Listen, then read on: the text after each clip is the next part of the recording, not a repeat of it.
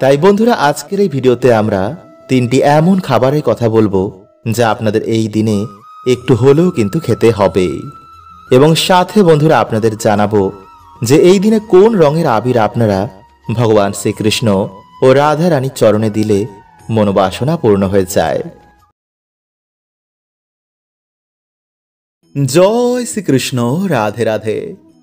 বন্ধুরা 2024 সালের এই দোল পূর্ণিমায় রয়েছে চন্দ্রগ্রহণের ছায়া, মানে আগামী 25শে মার্চ সোমবার দিন সকাল 10:23 থেকে দুপুর 3:02 পর্যন্ত থাকছে বছরের প্রথম চন্দ্রগ্রহণ।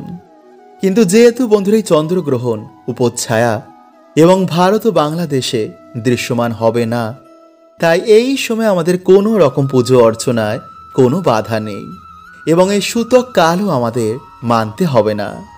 তবে গর্ভবতী মায়েরা যারা রয়েছেন তারা চাইলে এই দিনে আপনারা মানতে পারেন। তাই বন্ধুরা এই দোল পূর্ণিমার মহাযোগে বাড়িতে কোনো রকম পুজো অর্চনায় আমাদের বাধা নেই। তবে এই মহাযোগে যদি আপনারা এই সামান্য একটি ফল বাড়িতে নিয়ে আসতে পারেন তো বন্ধুরা আপনাদের ভাগ্য কিন্তু চমকাবেই। এবং এই দিনে সকালে ঘুম থেকে উঠে একটি 1 টাকার কয়েন নিয়ে যারা এই সামান্য কার্যটি করে তাদের মা লক্ষ্মীর কৃপায় বাড়িতে অর্থ, সুখ, শান্তিতে ভরে ওঠে।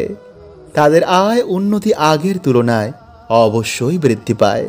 এবং এই দোল পূর্ণিমার দিন যারা একটু হলেও এই সামান্য খাবারটি খায় তারা পরম ভাগ্যশালী হন। তাদের দুঃখ দরিদ্রতা কাটে, বাধা বিপত্তি নাশ হয়, গ্রহদোষ কাটে এবং নানা রকম সমস্যা থেকে তারা বাইরে বেরিয়ে আসেন। তাই অবশ্যই বন্ধুরা আপনারা কিন্তু ভিডিওটি পুরো দেখুন। বন্ধুরা আগামীকাল দোল পূর্ণিমার দিন একটু হলেও কিন্তু আপনারা মুখে দিন এই খাবারটি, কারণ শাস্ত্র অনুসার বন্ধুরা এই দিনে একটু হলেও কিন্তু সবাইকে খেতে হয় এই খাবারটি। এতে বন্ধুরা ভগবানের কৃপায় আপনারা ভাগ্যশালী হবেন এবং সারা বছর আপনারা সুস্থ ও নিরোগ থাকবেন। তাই বন্ধুরা আজকের এই ভিডিওতে আমরা তিনটি এমন খাবারের কথা বলবো যা আপনাদের এই দিনে একটু হলেও কিন্তু খেতে হবে। এবং সাথে বন্ধুরা আপনাদের জানাবো যে এই দিনে কোন রঙের আবির আপনারা ভগবান শ্রীকৃষ্ণ ও রাধা রানীর চরণে দিলে মনোবাসনা পূর্ণ হয়ে যায় এবং আরও কিছু। তাই ভিডিওটি কিন্তু বন্ধুরা আপনারা অবশ্যই পুরো দেখুন এবং ভিডিওটি বন্ধুরা আপনারা একটি লাইক করে কমেন্টে হর হর মহাদেব ও জয় শ্রীকৃষ্ণ অবশ্যই লিখুন। বন্ধুরা এই দোল পূর্ণিমা তিথিতে ভগবান ধনী গরিব বিচার না করে সবাইকে প্রেমের রঙে রাঙিয়ে তোলেন। তাই সেই থেকেই বন্ধুরা এই দোল উৎসবের প্রচলন শুরু হয়। তাই এই দিনে বন্ধুরা ভগবান শ্রীকৃষ্ণ ও রাধা রানীর চরণে যদি আবির না দেওয়া হয় তো বন্ধুরা এই দোল উৎসব কিন্তু পুরো বৃথাই থেকে যাবে।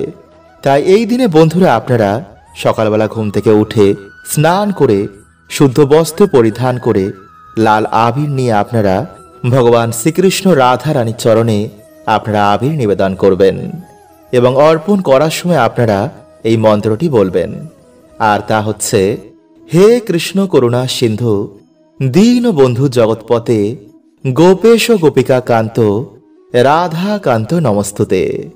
এবং এরপর বন্ধুরা আপনারা ভগবানকে একটি তুলসী মালা নিবেদন করবেন এবং এছাড়া আপনারা পুষ্প, তুলসী পত্র এবং ভগবানকে ভোগ নিবেদন করবেন। এবং তারপর বন্ধুরা আপনারা ভগবানের চরণে যে আবির দিয়েছিলেন তা আপনারা ছোট বড় সকলকে সেই আবির কপালে দিয়ে দেবেন। কিন্তু বন্ধুরা একটা জিনিস খেয়াল রাখবেন যেন সেই আবির কারো পায়ে এসে না পড়ে। এবং যারা বন্ধুরা এই দিন উপবাস রাখবেন তারা সন্ধ্যা অবধি কিন্তু অবশ্যই উপবাস রেখে ভগবানের সন্ধ্যা আরতি করার পর ফলমূল গ্রহণ করবেন এবং এর পরের দিন আপনারা অন্নপ্রসাদ গ্রহণ করে আপনারা উপবাস ভঙ্গ করবেন। এবং বন্ধুরা যারা আপনারা অসুস্থ রয়েছেন বা যে সমস্ত মায়েরা গর্ভবতী তারা যদি বন্ধুরা এই দিনে আপনারা উপবাস রাখতে চান বা ব্রত রাখতে চান, তারা তো নির্জল উপবাস রাখতে পারবেন না, তো তারা কিন্তু বন্ধুরা এই দিনে ফলমূল, দুধ এগুলো গ্রহণ করে উপবাস বা ব্রত রাখতে পারেন। এছাড়া বন্ধুরা আপনারা যারা উপবাস রাখতে একদমই পারবেন না তারা ভগবানের প্রসাদ গ্রহণ করবেন। এবং নারকেল বন্ধুরা এই দিনে কিন্তু আপনারা খাবার অত্যন্তই চেষ্টা করবেন, কারণ বন্ধুরা এই দিনে নারকেল খাওয়া অত্যন্ত শুভ বলে মানা হয়। এছাড়াও এই দিনে মিষ্টি রুটি পারলে কিন্তু আপনারা অবশ্যই সেবন করুন। মানে আটাতে চিনি মিশিয়ে তা দিয়ে আপনারা একটি মিষ্টি রুটি বানিয়ে ভগবানকে দিয়ে সেই প্রসাদ আপনারা গ্রহণ করুন। এতে বন্ধুরা গ্রহদোষ, বিভিন্ন অভিশাপ, শ্রাপের নাশ হয়ে যায়। তাই বন্ধুরা এই দিনে কিন্তু এই খাবারটি খেতে একদম ভুলবেন না। এছাড়া বন্ধুরা আপনারা এই দিনে কিন্তু কোনো রকমের আমিষ খাবার একদম খাবেন না। সন্ধেবেলায় আপনারা আরতি করে তুলসী মঞ্চে জল অভিষেক করার পর আপনারা রাতে ঘুমানোর আগে কিন্তু একটু হলেও এই খাবারটি মুখে দিতে ভুলবেন না। আর তা হচ্ছে বন্ধুরা ছোলা অথবা ফুট কড়াই। আর তা বন্ধুরা আপনারা আগে থাকতেই ভগবানকে অর্পণ করে রাখবেন এবং সেই প্রসাদ আপনারা বাড়িতে সকলে মিলে তারপর গ্রহণ করবেন। বন্ধুরা এই দিনে এটি খেলে মানুষের গ্রহদোষ, শনি বাধার নাশ হয়ে যায়। এবং নারকেল বন্ধুরা এই দিনে খেলে ভগবানের পুজোয় দিলে এতে মা লক্ষ্মী অত্যন্তই প্রসন্ন হন, ফলে মানুষের আর্থিক ভাগ্য খুলে যায়। তাই বন্ধুরা এই দিনে কিন্তু আপনারা এই খাবারগুলি খেতে একদম ভুলবেন না। বন্ধুরা প্রত্যেক দিন সকালে ঘুম থেকে উঠে মা লক্ষ্মীর সামনে বলুন এই মন্ত্রটি 3 বার। এতে বন্ধুরা সর্ব কাজে আপনারা সফলতা প্রাপ্ত করবেন। মা লক্ষ্মীর কৃপায় আপনাদের বাড়িতে সুখ, শান্তি, অর্থে ভরে উঠবে।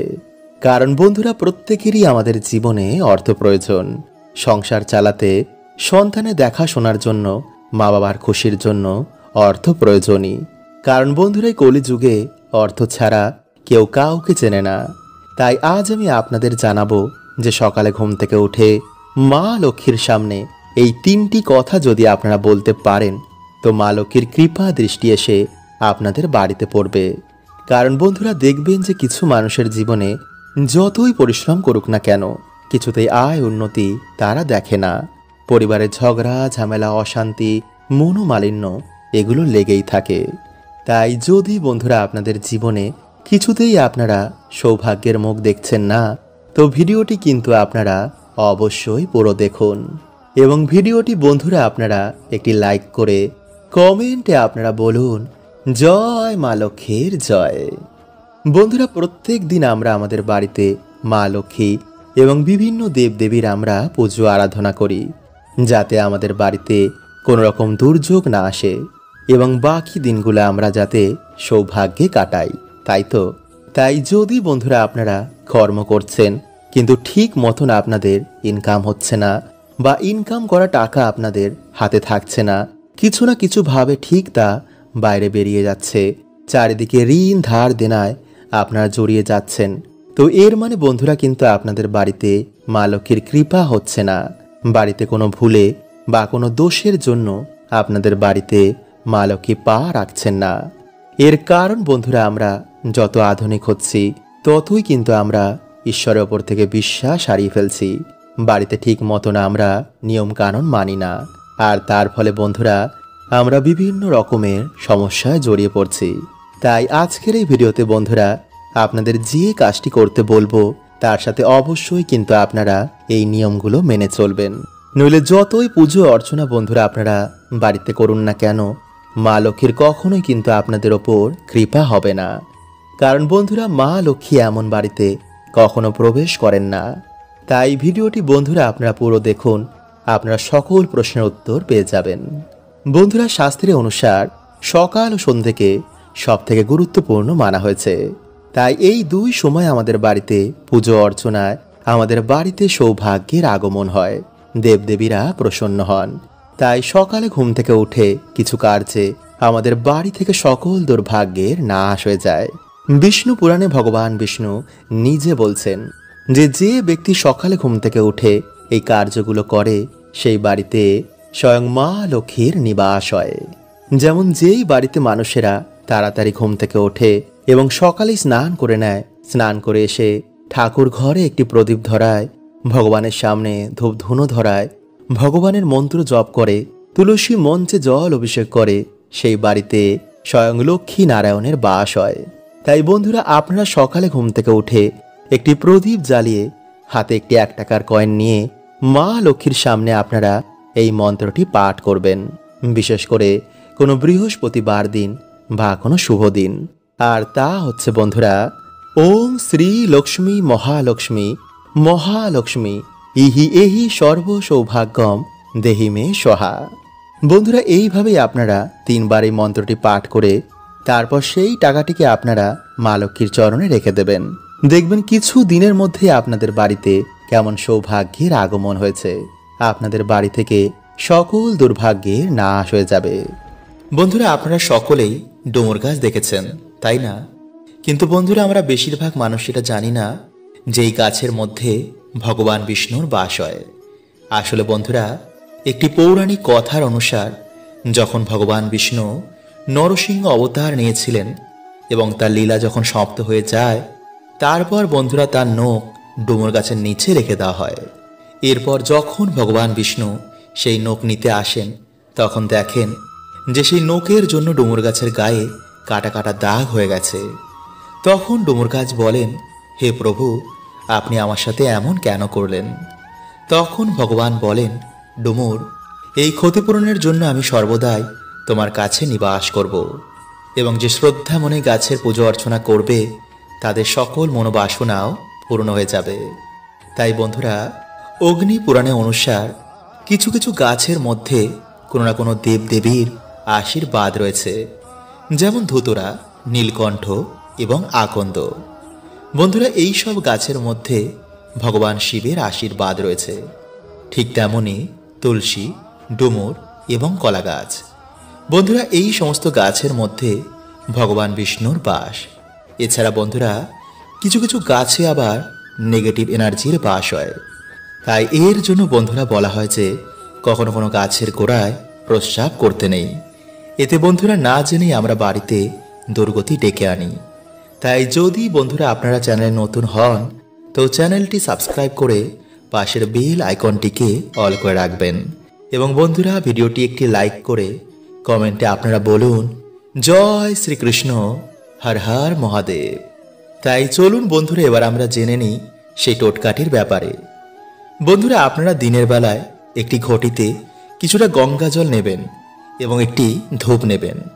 এরপর বন্ধুরা আপনারা সেই গঙ্গা জল ডুমুর গাছের গোড়ায় ঢেলে দেবেন। এরপর আপনারা এই মন্ত্রটি 3 বার বলবেন। আর সেই মন্ত্রটি হলো বন্ধুরা, ওম ভগবতে বাসুদেবায় নমঃ। এরপর বন্ধুরা আপনারা সেই ধূপ দিয়ে ভগবান বিষ্ণু ভেবে সেই গাছটির পুজো অর্চনা করুন।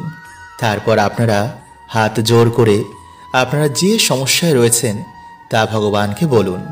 বলবেন, হে প্রভু, আমার জীবনে অনেক কষ্ট, তুমি গিয়ে প্রভু আমার বাড়িতে জীবনের সমস্ত দুঃখ কষ্ট হরণ করে নাও এবং তোমার এই গাছের 3টি ডুমুর আমাকে উপহার দাও।